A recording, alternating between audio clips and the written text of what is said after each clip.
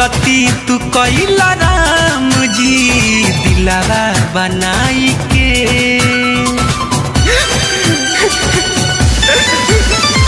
गलती तू कइला राम जी दिलावा बनाई के।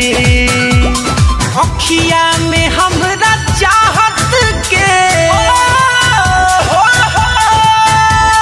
अखिया में हमरा चाहत के सपना सजाई के। गलती तू कइला राम जी दिलावा बनाई के।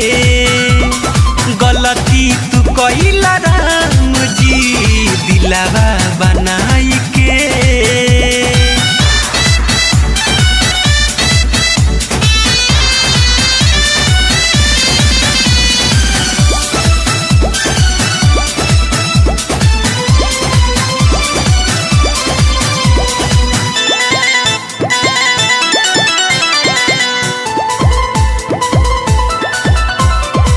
पल पल रही बेताब हो आदत भइल खराब हो।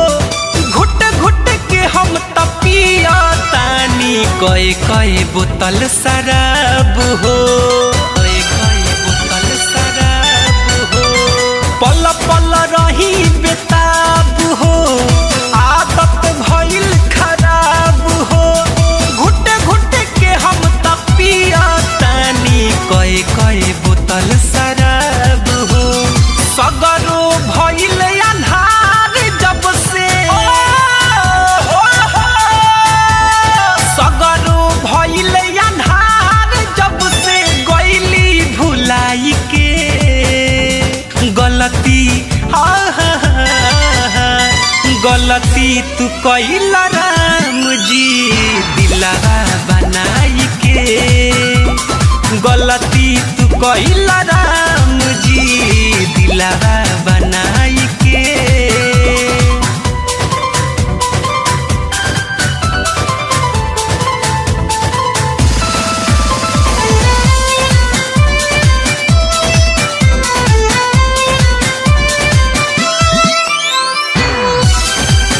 आप सुन रहे हैं अमित पटेल की आवाज में।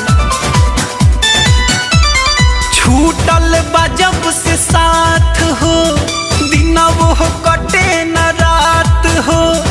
कैली हनी बर्बाद जिंदगी हाय रे हम अपने हाथ हो। हम अपने हाथ हो। छूटल बजब से साथ हो दिन वो कटे न रात हो। कैली हनी बर्बाद जिंदगी हाय रे हम अपने हाथ हो।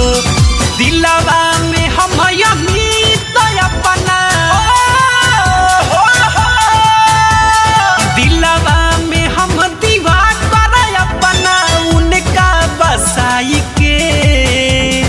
गलती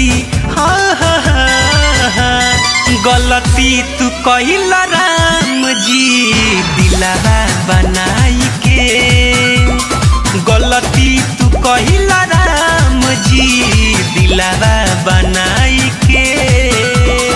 अखिया में हमरा चाहत के